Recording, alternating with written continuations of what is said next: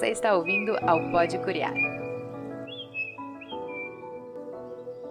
Salve, salve, pessoal! Sejam todos muito bem-vindos e muito bem-vindas ao nosso 6º episódio do Pode Curiar. No papo de hoje, a gente vai se aprofundar na experiência de uma prática pedagógica sobre como fazer um planejamento anual integrado do 6º ao 9º ano, priorizando a continuidade entre os anos escolares. E hoje eu estou particularmente muito animada, porque a gente vai ter a presença de 2 convidados mega especiais para mim. A gente vai estar aqui com o Caio e com a Jenicleide, que são 2 professores que trabalharam comigo lá na sala de aula em São Luís do Maranhão em 2022. Então, para mim, hoje, receber vocês é um grande prazer e eu estou muito feliz que a gente vai poder compartilhar muito do trabalho que vocês fizeram na escola para professores do Brasil inteiro. Então, Caio e Geni, sejam muito bem-vindos aqui ao Pode Curiar. E para a gente começar, eu vou pedir para vocês fazerem uma breve apresentação sobre vocês e como vocês chegaram até o mundo da educação. Então, eu sou a Jenicleide, gostaria de cumprimentar a todos. Eu sou professora de língua portuguesa, sou efetiva do Estado desde o ano de 2010. Fiz a faculdade de letras e assim que terminei a faculdade, prestei o concurso e aí já passei, enfim, já entrei na educação e aí estou aí até hoje. Eu sou o Caio, professor Caio César, professor de língua portuguesa e língua inglesa. Eu comecei esse mundo aí da educação desde o ano de 2021, estou recente, mas assim, desde quando eu estudava no ensino fundamental, no ensino médio, eu sempre via desde pequeno, na verdade, que essa era a área que eu sempre quis, né? Eu sempre sonhei para mim. Eu sempre dizia para minha mãe, eu quero ser professor. Eu quero ser professor porque eu acho essa profissão muito bonita.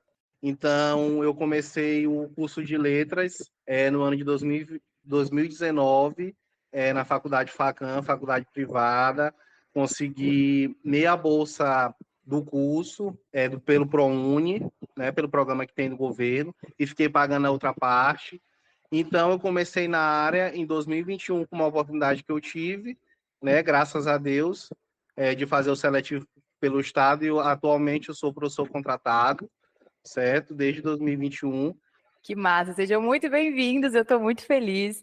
E para a galera que está ouvindo aqui, já adianto, gente, ver esses 2 aqui em sala de aula e o carinho que os alunos têm por esses 2, eu sou muito fã desses 2 professores e admiro muito o trabalho deles. Então, assim, para a gente entender o que vai ser a nossa conversa hoje, a Geni e o Caio são professores, né, atuam aí como professores de língua portuguesa, mas a experiência que eles vão compartilhar hoje aqui com a gente pode ser replicada nas diferentes disciplinas, né, seja ciências, matemática, história. Então, a ideia é que a gente consiga trocar essas práticas mesmo, e eles vão contar para a gente um pouquinho sobre como foi esse planejamento contínuo do 6º ao 9º ano. Então, para dar o contexto aqui para o pessoal e para a gente começar com as nossas perguntas. A gente sabe que o trabalho do professor precisa envolver sempre ficar atento, né, em como os alunos estão se desenvolvendo, o que eles estão aprendendo, onde eles estão tendo mais dificuldade. Então, é dever do professor estar sempre ali muito antenado com tudo que está acontecendo dentro da sala de aula. E aí a gente passou por esse processo de pandemia, né, educação remota, etc. E aí eu quero retomar a conversa com vocês a partir de agosto de 2021, quando a gente retoma as aulas presenciais, né? Isso em São Luís, lá no Maranhão.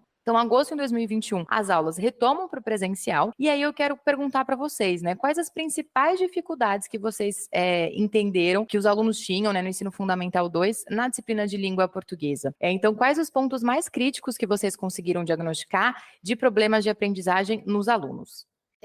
A gente identificou, a princípio, a dificuldade na leitura, a dificuldade na escrita, e tinha também uma grande dificuldade de comportamento, né? Então, esses alunos que já estavam ali já 1 ano, quase 2 anos de pandemia, em casa, né, isolados, eles tinham muita dificuldade de ficar na sala, de se concentrar, de realizar atividade. Então, para a gente foi bem difícil.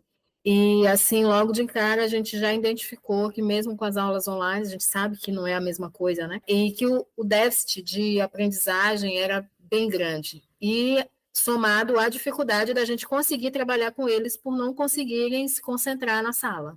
Assim, para complementar o que a professora Jenny Cleide falou, o que eu consegui perceber nos alunos foi uma grande falta de interpretação, porque a gente sabe que a interpretação ela é essencial. E isso estava deixando muito a desejar, que a gente sabe que a interpretação é algo muito importante em nossas vidas, em qualquer ambiente que a gente esteja, em qualquer lugar que a gente vá, se a gente não souber interpretar o que a outra pessoa está querendo nos falar, a gente não vai conseguir entender o que é para ser feito. Então, a gente percebeu muita dificuldade nessa questão de interpretação, que é algo também que hoje em dia está sendo muito cobrado, principalmente por nós professores de língua portuguesa, porque se o aluno não souber interpretar um texto, ele não vai saber interpretar uma conversa, ele não vai saber interpretar quando uma pessoa estiver chegando até mesmo para fazer para lhe dar uma orientação. Então, a interpretação foi algo que fez com que os alunos, né, por conta da pandemia e por conta, às vezes, até mesmo da falta de interesse do aluno, que a gente sabe que ocorre também isso, infelizmente. Porque para a gente aprender, a gente precisa também ter os nossos momentos em casa, a gente precisa focar, precisa estabelecer metas e objetivos para poder a gente chegar naquilo que a gente sonha para a gente. Com certeza. E essas dificuldades, né, tanto no comportamento, de engajamento, dificuldade de leitura, de interpretação, vocês perceberam que foram em todos os anos, do 6º ao 9º? Com certeza. Porque, assim, a gente sabe que o 6º ano, né, já está vindo do 5º ano, né, do ensino fundamental 1. Aí, quando ele vai para o 6º ano do ensino fundamental 2, a gente já sabe, eles pegam uma nova realidade. Porque no ensino fundamental 1, a gente sabe que é uma professora para 10 disciplinas. E quando chega no 6º ano, já tem vários professores, cada professor com sua disciplina, cada professor com a sua didática. Então, para eles, é uma surpresa. E aí, como ocorreu a pandemia, infelizmente, quando voltou de forma presencial, foi uma surpresa para eles também. E assim também como do 7º, do 8º, do 9º ano, porque a gente sabe que o ensino de modo online ele é muito dificultoso, porque, infelizmente, não tem como tirar uma dúvida melhor, né? Porque em sala de aula o contato é mais prazeroso e a gente sabe que tem alguns alunos que são muito tímidos ainda, principalmente esses que são do ensino fundamental. Então tem vários fatores, mas com certeza do 6º ao 9º ano que a gente viu essa dificuldade de leitura, dificuldade de interpretação, dificuldade de escrita, oralidade e várias outras situações, né? Bom, eu acho que vocês trazem um ponto muito fundamental, porque assim, né, claro que todas as matérias elas estão relacionadas, mas uma vez, né, que o aluno não consegue ler e interpretar, ele vai ter muita dificuldade em outras disciplinas também, né? Então, uma vez que vocês mapearam essas dificuldades do 6º ao 9º ano, no ano seguinte, né, que foi então o ano de 2022, o que vocês, enquanto professores de língua portuguesa, fizeram para se organizar e planejar os conteúdos para esses anos, né, especificamente aí do 6º ao 9º, pensando nessas dificuldades que vocês mapearam no ano anterior? Na semana pedagógica, né, o início do ano letivo, a gente conversou, juntou todos os professores, é um período que é reservado exatamente para a gente fazer esse planejamento, ter essa visão anual, né? Então, a gente sentou com os professores de língua portuguesa e a gente desabafando, literalmente, né, relatando essas dificuldades. Então, a gente resolveu fazer um plano que abraçasse todas as séries, para que a gente conseguisse trabalhar na tentativa de amenizar o déficit que a gente estava, né, recebendo. Então, a gente teve a ideia de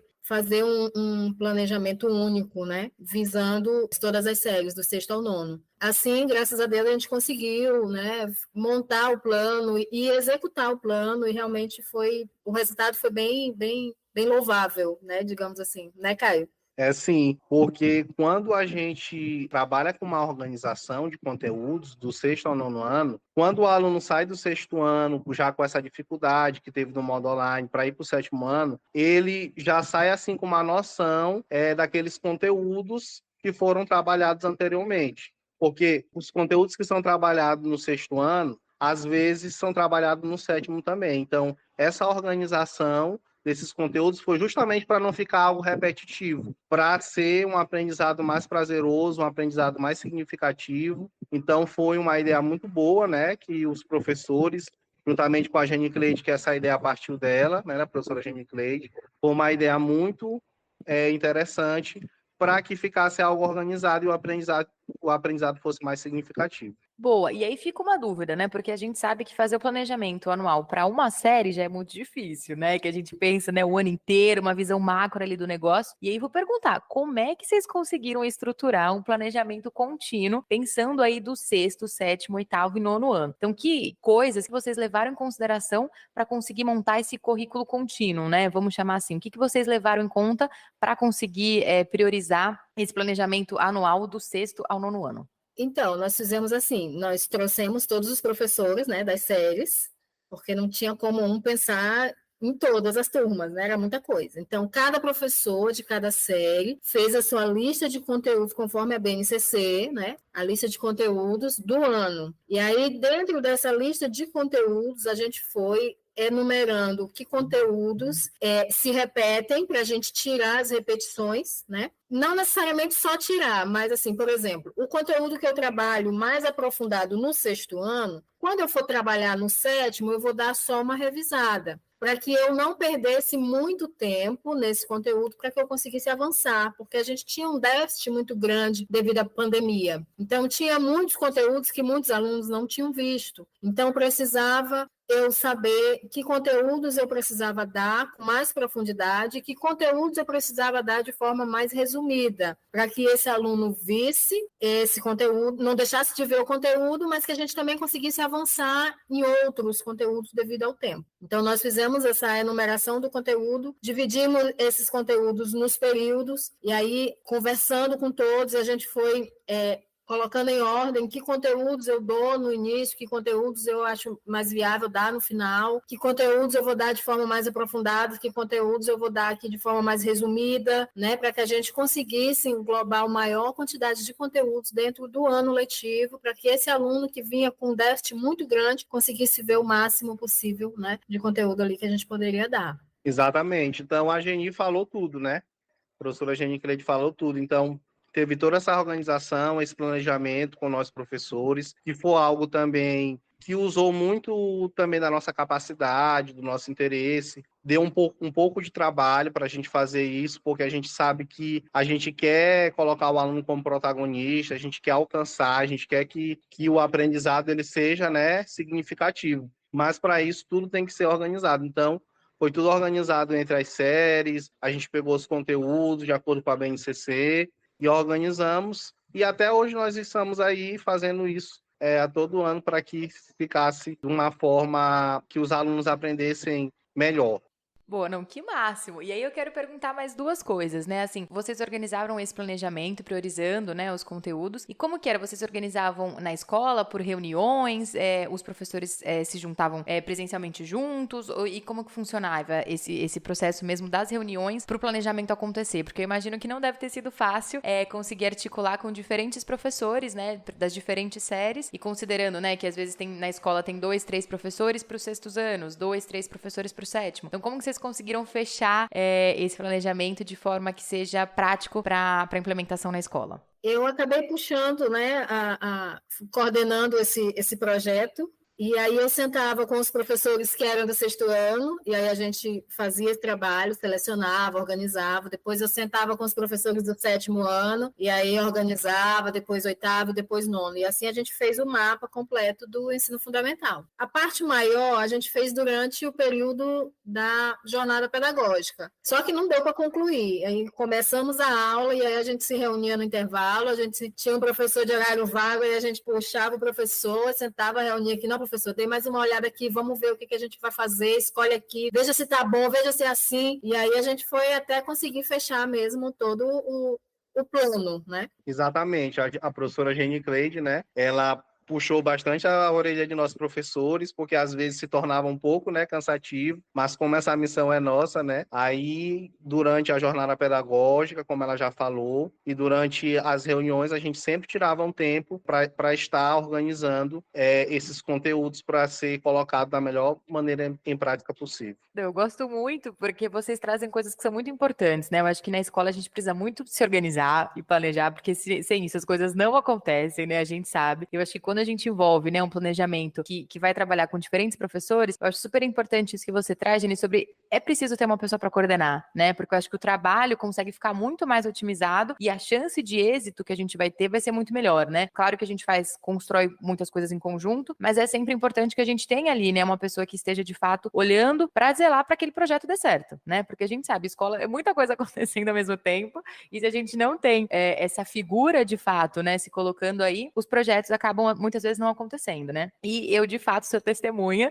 que o que esses professores de língua portuguesa se reuniam e puxavam e na sala dos professores e estavam ali, eram folhas e folhas. Então, é um trabalho que a gente precisa muito pensar, né, no começo de ciclos, no começo de ano, porque, de fato, vai ser um trabalho grande, mas vai ser um trabalho que vai otimizar muito o trabalho ao longo do ano, né? Então, isso acho que é importante a gente falar também. E aí, agora, gente, para vocês trazerem mais dicas aí para o pessoal que pensa em fazer esse planejamento, né, e entender a importância que esse planejamento contínuo tem, como que funcionou para vocês conseguirem fazer essa priorização dos conteúdos para cada ano? Então, dentro, né, de todo aquele conteúdo programático, como vocês selecionaram, né, o que era importante e fundamental para o sexto, para o sétimo e assim em diante, e perguntar se a BNCC foi importante nesse processo de priorização de temáticas para os alunos para vocês colocarem no planejamento. Como que foi isso? A gente sabe que a BNCC, ela mostra o que a escola deve ensinar e o currículo apresenta como isso será colocado em prática. Então, a gente sabe que as escolas, né, devem estudar de acordo com a BNCC e compreender como o currículo de cada uma de agola com a base e criar um processo para realizar as modificações necessárias. Então, a BNCC ela foi importantíssima para esse processo, que a gente fez uma pesquisa a fundo dos conteúdos de acordo com o livro do ano, o livro baseado no ano. Então, a gente pegou aqueles conteúdos, sentou com os professores de língua portuguesa, pedimos a opinião deles para saber se esse conteúdo era mesmo correto para começar no primeiro período e quando chegasse no segundo, não houvesse uma mistura, né, para que não ficasse confuso para os alunos e até mesmo para nós docentes, para quando nós fôssemos colocar em prática esse conteúdo. Assim, a BNCC realmente é o parâmetro. E quando a gente diz que a gente trouxe cada professor de cada série, a gente já sabe que a gente tem um currículo para trabalhar em cada série. Então, cada professor tem esse conhecimento. Por isso que era importante eu sentar com os professores do sexto ano e assim de cada série, porque eu trabalho no sétimo, então eu não sei qual é o currículo lá do sexto ano. Então, é preciso sentar com eles para elencar esse currículo, né, de acordo com o ano. E, a partir disso, desse currículo que ele já é pré-definido, né, não é só a gente que escolhe, já é pré-definido. Então, desse currículo que está lá na BNCC, que já é pré-definido para o sexto ano, para o sétimo, a gente tirou aquilo que era mais importante, que a gente julgava mais importante, que afetaria, que sanaria, né, ou pelo menos amenizaria o déficit que a gente estava sentindo. Então, era sempre um olho na BNCC, mas um olho naquilo que a gente estava sentindo falta, que era a defasagem da leitura, da escrita, dessa interpretação. Então, havia sempre esse equilíbrio, né, entre a BNCC e entre aquilo que a gente estava sentindo falta e necessidade. Então, a gente conseguiu manter esse equilíbrio e montar o nosso plano. E aí, como o Caio disse, a gente usa até hoje esse plano. E depois a gente foi usando, e isso no início do ano, claro. Foi fora da jornada pedagógica, mas foi ainda dentro do primeiro período, porque a gente precisava desse plano para poder desenvolver as atividades durante o ano. E aí, depois, período a período, a gente ia sentando, e aí, professor, tu já está onde? Tu já conseguiu trabalhar o quê? Então, vamos ver como é um jeito para poder agilizar, para não ficar atrasado. Então, a gente fez esse acompanhamento também durante todo o ano, para que o plano pudesse ser efetivo. Não, gente, eu fico com o meu olhinho brilhando quando eu vejo vocês contando, porque é isso, é um trabalho que foi muito grande e eu fico muito feliz de saber que ele tá funcionando, né? Então isso que já vou aproveitar essa deixa que vocês trouxeram para perguntar como que vocês avaliam esse planejamento contínuo, né? Acho que a Jenny trouxe um ponto importante que é essa questão de acompanhar, porque isso, o planejamento ele existe, mas se a gente deixar guardado na gaveta não vai ajudar muita coisa, né? Então é importante a gente fazer esse acompanhamento. Então depois de um ano, né, que vocês começaram a ter esse planejamento contínuo, como vocês avaliam esse planejamento seguido do sexto ao nono? A gente sabe que, na teoria, o planejamento é muito bonito, né? Mas quando nós vamos para a prática é algo totalmente diferente. A gente vai ver quais são as dificuldades que os alunos estão tendo, saber mudar o conteúdo de uma forma para se encaixar melhor com o aprendizado do aluno. E eu avalio esse planejamento como uma forma muito positiva. Porque quando eu cheguei na escola, e foi meu primeiro contato em sala de aula, eu sabia fazer planejamento, mas eu tinha que me adequar ao planejamento que a escola seguia, né? Que a gente sabe que é de acordo com a BNCC, mas aí eu queria saber a opinião do professor, saber o que o professor, de que modo o professor já estava trabalhando de acordo com esse planejamento. E eu me lembro que foi a professora Jenny Cleide, que está aqui conosco agora, né, nesse bate-papo, ela que me encaminhou os planejamentos dela, mas não para eu copiá-la, mas para eu ter uma base, para eu ter o segmento de saber como trabalhar, para eu aprender melhor a realidade daqueles alunos. Então, esse planejamento, depois que nós pegamos os conteúdos e organizamos de uma forma significativa, foi uma coisa muito, muito, muito boa, né, que está dando certo, e a gente sabe que as dificuldades tem de a gente não conseguir trabalhar o conteúdo, mas a gente sempre tenta trabalhar de uma forma diferente, de dinâmicas, com atividades, para que aquele conteúdo não ficasse sem ser trabalhado. Eu avalio também de forma muito positiva. Inclusive, depois que a gente fez o plano, a gente conversou com os professores de outra disciplina, explicou o que a gente tinha feito, para que eles tivessem interesse também em fazer, porque esse estudo de forma sequencial facilita muito para o aluno. Então, às vezes, na história, por exemplo, tem assunto que ele vê no 6º ano, que ele também vê no 7º. Então, e vê no 8º, e vê alguma coisa no 9º. Então, é possível fazer esse trabalho contínuo, né? Para que facilite para o aluno esse entendimento. Mas é alguma coisa que dá trabalho, realmente. E nem todo mundo está disposto, a gente sabe disso, que a gente tem colegas que não estão muito dispostos a um trabalho a mais. É importante frisar que a gente não tinha coordenadora, um trabalho partiu de atitudes nossas, professor, todo mundo trabalhando em sala de aula, todo mundo com a carga horária completa, ninguém assim com várias horas livres para então fazer um trabalho desse. E a gente realmente estava lá trabalhando todo mundo sobrecarregado, mas mesmo assim a gente estava empenhado porque a gente queria desenvolver algo, né, que fosse realmente relevante. Tanto isso que a nossa escola, ela é referência na área Itaquibacanga. O nosso IDEB é dos maiores, os nossos resultados de avaliações externas são muito positivos. Então, a gente tem um reconhecimento desse trabalho, né, na nossa resultados, né, do nosso próprio escola. Então, a gente fica muito feliz, né, de ter desenvolvido esse trabalho e manter isso, e tem ainda muita vontade, a gente quer que esses resultados melhorem, e a gente está seguindo, sempre buscando melhorar, né? E a gente sabe que não é suficiente, então cada ano a gente vai lá, dá uma complementada, coloca alguma coisa, tira alguma coisa. É importante lembrar também que a gente incluiu dentro desse conteúdo BNCC as questões de produção textual. Não era só gramática que tinha a gramática e tinha também a produção textual, trabalhar a leitura, a escrita, né, produção, porque tudo isso estava dentro daquele déficit, daquele rombo, né, de conhecimento que a gente recebeu aí da pandemia. Dessas falas, né, do Caio e da Geni, eu acho que trazem pontos muito importantes, que é a questão do pé no chão, né, sem romantizar o trabalho do professor, né, entendendo que a gente trabalha bastante, como a Geni trouxe, né, cada escola tem o seu contexto, então a gente sabe que tem escolas, né, que existem coordenações pedagógicas, no caso da nossa escola não tinha, né, então nós professores, a gente realmente tinha que se organizar para conseguir tocar os projetos, etc, para que a direção conseguisse olhar para outras coisas e outras demandas também. Então acho que é super válido, né, a gente saber que cada escola tem a sua realidade, e dentro da sua realidade, a gente pode se adequar. Então, os professores juntos podem fazer um planejamento, né, sem a ajuda de uma coordenação, no caso, se essa coordenação não existe, ou quando tem uma supervisão pedagógica, né, pedir auxílio para ela também, e saber de que é possível trabalhar a partir da nossa realidade local. Eu acho que isso é muito importante, e tanto o Caio quanto a Geni trazem, né, essa coisa prática do ser professor, e de que muitas vezes é isso, né, a realidade da escola é essa, a gente tem que fazer, porque se não fizer, ninguém vai fazer, né, e quem vai ser o maior prejudicado nisso vão ser os nossos alunos, e é para eles que a gente trabalha, né, é eles que a gente quer ver desenvolvendo. Então é fundamental que, como o Caio disse, né, é a nossa missão, a gente tem que vestir a camisa assim, tem que, claro, né, pedir sempre por melhorias para que o nosso trabalho, né, e nossa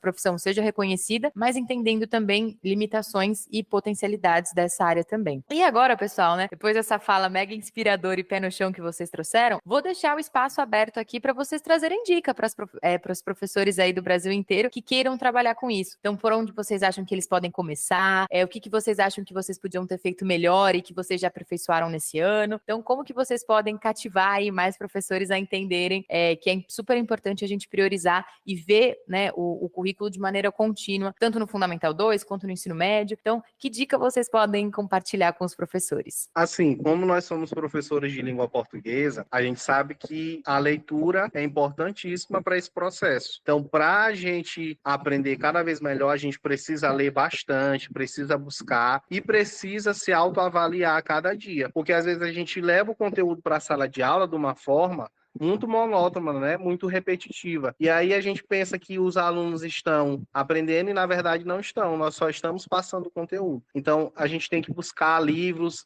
buscar se atualizar a cada dia com a modernidade, que a gente sabe que a tecnologia ela está cada dia mais avançada. Então, qualquer coisa que nós botamos aí como fonte de pesquisa no Google ou em outras fontes, a gente consegue buscar e aprender para colocar melhor em prática para os nossos alunos. Então, a minha dica é se aperfeiçoar cada dia em gramáticas, em estudos mais aprofundados para a gente conseguir sempre chegar no nosso objetivo, que é o conhecimento e o aprendizado.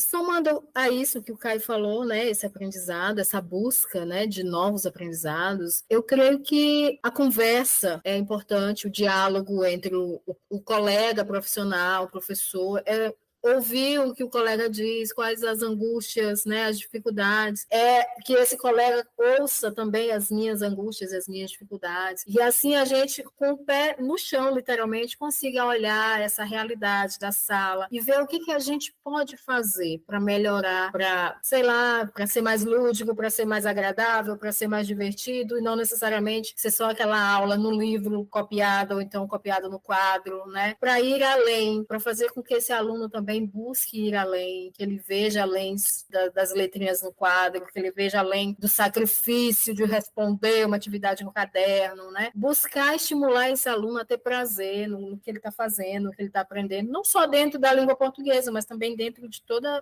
as áreas, para que esse aluno vá para a escola e que ele sinta prazer de estar ali, que ele não vá lá só pela merenda, ou que ele não vai lá por obrigação, porque precisa ter uma nota no final do ano, entende? Então, eu acho que é muito você olhar o que está do seu lado, e você olhar o que está em volta e tentar mudar isso, né? Não se conformar, eu já trabalho tanto, eu não vou querer mais, né? É querer melhorar, é querer estar além, é querer seguir em frente. Eu acho que isso contribui bastante. Gente, acho que vocês trouxeram pontos muito importantes, né? Eu acho que é isso, a gente, professor, sempre procurar se aprofundar, uma autoavaliação, né? Eu acho que é super fundamental, que a gente veja, né, as nossas práticas, o que tá dando certo, o que não tá, e sempre trabalhar em conjunto, né? Eu sempre costumo dizer aqui que o trabalho do professor pode ser muito sozinho, né? Mas se a gente se junta para fazer uma prática que envolva aí 4, 5 professores na mesma disciplina, a gente consegue potencializar o nosso trabalho, né? Então, quando a gente coloca as nossas dores e ouve as dores do colega, como a Jenny trouxe, a gente consegue fazer um trabalho melhor, né, dentro da nossa escola e impactar os nossos alunos. Então já fica o convite aí para quem tá ouvindo a gente, né? O semestre tá começando agora, o mês de agosto tá aí, dá tempo ainda, né, de replanejar, colocar práticas novas aí, chamar o colega na sala dos professores, falar: "Ei, galera, vamos montar um negócio aqui? Vamos fazer um jeito, vamos se reunir, vamos pensar, né, o que a gente pode potencializar o nosso trabalho, o que a gente vai facilitar para os nossos alunos se engajarem mais, né, terem mais vontade de conhecimento". Então chama aí o colega na sala, né, dos professores, ouve esse podcast, vê as dicas, né, que o Caio e a Jenny passaram aí, bora implementar os planejamentos pro ano que vem, porque hoje foi uma aula e eu sou fã desses dois professores, minha admiração imensa por eles. E agora, depois dessa troca de ideias, dessas práticas todas compartilhadas, a gente já tá chegando no nosso encerramento. E quando a gente chega no momento de encerrar, é o momento do Fala Curiós. E o que é esse momento? É quando eu pergunto aqui pros convidados o que é educação para vocês em uma palavra ou em uma frase. Então, assim, ao longo dos episódios, a gente vai montando aquele painel colaborativo sobre o que é educação pra gente. Então, vou perguntar para vocês, Jenny e Caio, o que é a educação em uma palavra ou em uma frase?